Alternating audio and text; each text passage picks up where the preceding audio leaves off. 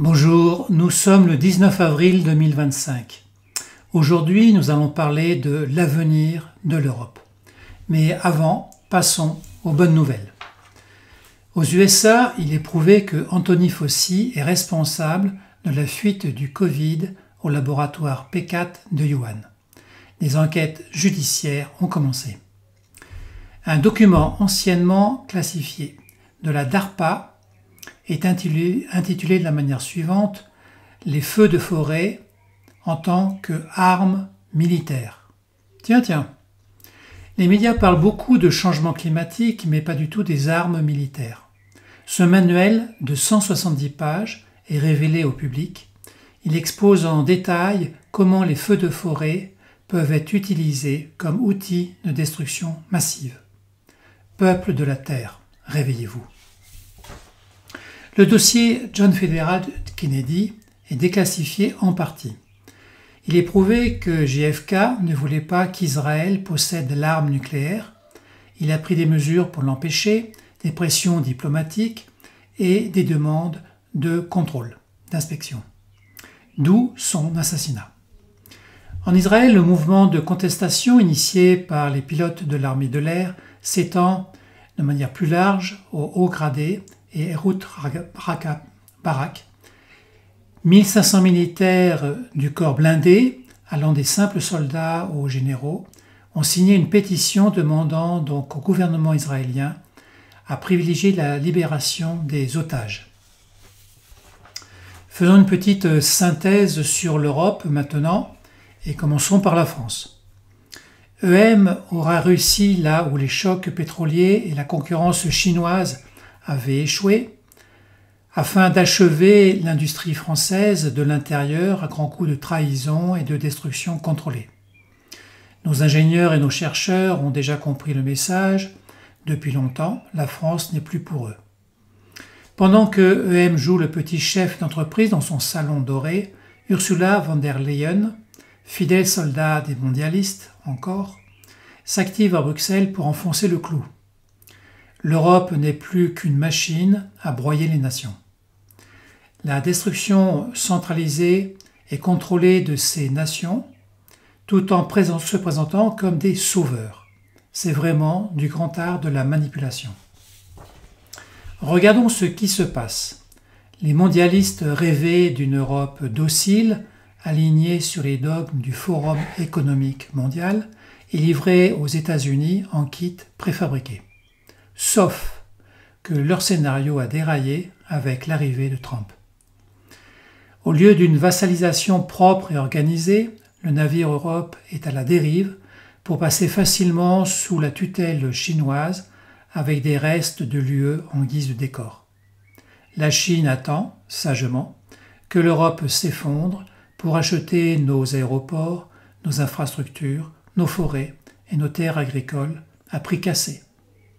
Vous vous rappelez la Grèce ?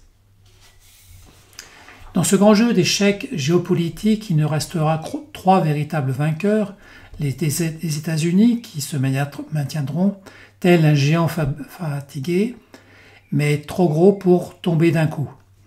La Russie, malgré les sanctions qu'elle a eues, elle ressort renforcée. Elle a réussi à créer des alliances souverainistes avec les BRICS. La Chine qui sera nommée la grande gagnante. Important, n'oublions pas l'arme fatale qui est l'Afrique. Eh oui, 1,5 milliard d'habitants, une croissance démographique de 2,2% par an alors que l'Europe c'est 0,1%, très faible. Et ses réserves stratégiques, 90% pour les métaux rares, 30% pour les réserves de gaz et de pétrole. La Russie et la Chine l'ont compris depuis longtemps, des mines congolaises au port soudanais. Seule la France se retire de l'Afrique de façon catastrophique. Le gros boulet de l'Europe est la bureaucratie, vous le savez, et voici le point de vue avisé de Elon Musk. Je cite : « L'Europe a en fait plus de bureaucratie que les États-Unis. Le siège de l'UE à Bruxelles est une cathédrale géante dédiée à la bureaucratie. L'Europe a besoin de plus d'efficacité gouvernementale que les États-Unis. » J'appelle cela l'étranglement lent par la réglementation. L'étau autour du cou se resserre un peu plus tous les ans et à terme finira par tuer l'Europe. Fin de citation.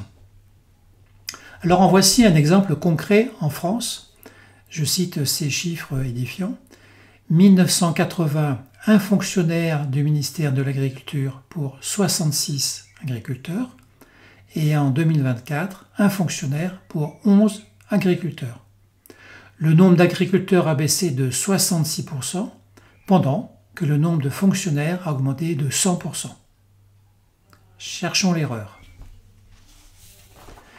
Parlons aussi de la démocratie. Que se passe-t-il en Europe? En Slovaquie, une tentative d'assassinat. En Roumanie, des élections annulées. Le candidat vainqueur est arrêté et emprisonné. Tout simplement parce qu'en Roumanie, il y a une grande base de l'OTAN. En Allemagne, ils avaient aussi prévu la même chose, le même scénario, avec l'AfD. Et en France, c'est pire. Ils anticipent 2 ans plus tôt Marine Le Pen condamnée avec l'interdiction de participer aux élections. Alors posons-nous cette question. Est-ce de la démocratie ou de la dictature? Les peuples sont avertis. L'histoire de l'humanité nous apprend qu'une tyrannie ne meurt jamais dans le silence, mais dans un dernier sursaut désespéré. Cela se traduit par des élites corrompues qui s'accrochent au pouvoir, des lois plus oppressives, la répression contre les opposants, la folie de l'absurde. Voici les infos qui dérangent pour les Européens. Ursula von der Leyen a distribué 7,4 milliards d'euros entre 2021 et 2023 à des ONG dont les activités ressemblent plus à du lobbying politique qu'à de l'aide humanitaire. Pour la Cour des comptes européenne, ce sont des campagnes de propagande et des réseaux d'influence. Le 3 avril, à Washington, il y a eu une réunion de restauration de dialogue entre les États-Unis et la Russie. Les entreprises américaines sont prêtes à occuper les niches laissées par les entreprises européennes suite aux sanctions. C'est assez incroyable. Parlons aussi de l'État profond. J'en ai déjà parlé dans mes vidéos avant, celui-ci est mondial. La Russie et la Chine avaient déjà fait le ménage chez eux. Le gros morceau de l'État profond restait aux États-Unis avec les gouvernements démocrates. Maintenant que Trump est là, celui-ci a fait déjà un grand ménage en 3 mois. Il reste l'Europe avec le Forum économique mondial qui garde l'empreinte du club fermé des Young Leaders. Les dirigeants européens n'ont toujours pas vu que le vent avait tourné. L'Europe pourrait s'effondrer, répétant le sort de l'Empire britannique. Je rappelle en effet que la Grande-Bretagne avait perdu ses grandes colonies à la fin de la Seconde Guerre mondiale, l'Inde et celles d'Afrique et du Moyen-Orient. À ce moment, les États-Unis et l'URSS se sont retrouvés temporairement alliés contre la Grande-Bretagne. Aujourd'hui, nous avons une nouvelle coïncidence situationnelle d'intérêt. Washington et Moscou sont redevenus alliés dans l'effondrement d'un autre empire. Cette fois-ci, c'est l'empire européen. Notre constat fait sur l'Europe est accablant. C'est comme si nous le voyions s'effondrer de plus en plus. Est-ce la fin de l'Europe? En tout cas, c'est le début de la fin. Sauf si les peuples se réveillent simultanément. Et pourtant, plusieurs nations ont descendu dans la rue. En France, avec les Gilets jaunes, mais cela n'a pas abouti, et nous en avons un triste souvenir. En Roumanie, avec des milliers de personnes dans la rue, suite à l'annulation des élections, sans résultat. Une seule fois, nous avons eu une révolution simultanée avec les agriculteurs, avec leurs tracteurs dans les centres-villes, en France, en Allemagne, en Pologne et aux Pays-Bas. Mais là encore, sans résultat. Il faudrait un sursaut encore plus important. Voyons ensemble l'autre point de vue, celui des bonnes nouvelles en Europe. L'affaire BM que vous connaissez continue à grossir. Aux États-Unis, Joe Rogan, avec ses podcasts très connus, en parle toujours. Son audience est de, en moyenne, 15 millions de personnes, avec des pointes à 50 millions. C'est énorme. En France, Le fameux livre est traduit en français et sorti sur Amazon. Vous pouvez donc l'offrir si vous le souhaitez à vos relations pour qu'ils se réveillent. Ursula von der Leyen est traînée devant les tribunaux pour l'affaire Pfizer, mais elle défie les procédures juridiques à suivre. La famille Hérault a dit que si l'Ukraine perdait la guerre, ce sera très difficile pour cette famille, car c'était une plaque tournante pour eux. Klaus Schwab démissionne, on vient de le voir dans la dernière vidéo, officiellement, mais ils ont beaucoup de difficultés à trouver un remplaçant. Yuval Noah Harari, le bras droit de Schwab, avait dit, il y a à peu près un an, que si Trump gagnait, ce serait la fin du Forum économique mondial. Et puis en Italie, vous voyez que Meloni se rapproche de plus en plus de Trump de façon officielle, et certains médiums voient que l'Italie sera le premier pays à quitter l'Europe. Mais quand? On ne sait pas, à suivre.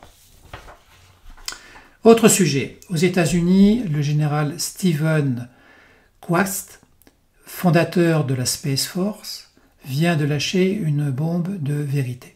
Alors je cite ce qui dit « Nous disposons aujourd'hui d'une technologie capable de vous emmener de n'importe où sur la Terre à n'importe où ailleurs en moins d'1 heure. » Je répète, nous disposons aujourd'hui d'une technologie capable de vous emmener de n'importe où sur la Terre à n'importe où ailleurs en moins d'1 heure.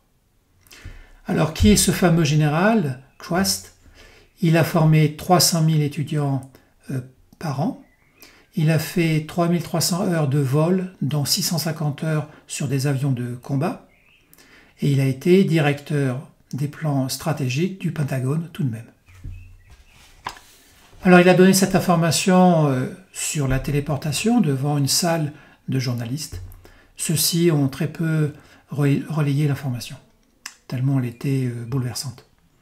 Nous sommes au début de révélations importantes et puis vous voyez que la divulgation cosmique se rapproche. Les scientifiques militaires commencent à mettre au point la téléportation.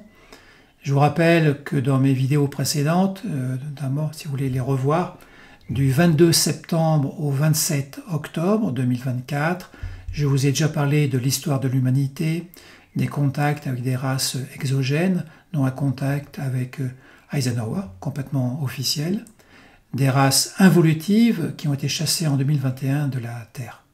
Et puis l'heure de la grande divulgation cosmique qui arrive. Si tous ces sujets vous interpellent et vous intéressent, sachez que je fais un stage là-dessus cette année. Il suffit de m'envoyer un email sur l'email que vous avez donc qui se trouve sous la description de cette vidéo. Voilà, pensez toujours à partager et n'oubliez pas de vous abonner sur YouTube donc pour la suite. Alors je vous souhaite bien sûr aujourd'hui d'excellentes fêtes de Pâques. Pensez que le Christ n'est pas à l'extérieur de vous, mais en vous. Nous sommes porteurs de cette énergie christique. Nous sommes des êtres divins, fractales de la source divine. Que chaque personne sur Terre retrouve sa souveraineté individuelle, que chaque nation retrouve sa souveraineté.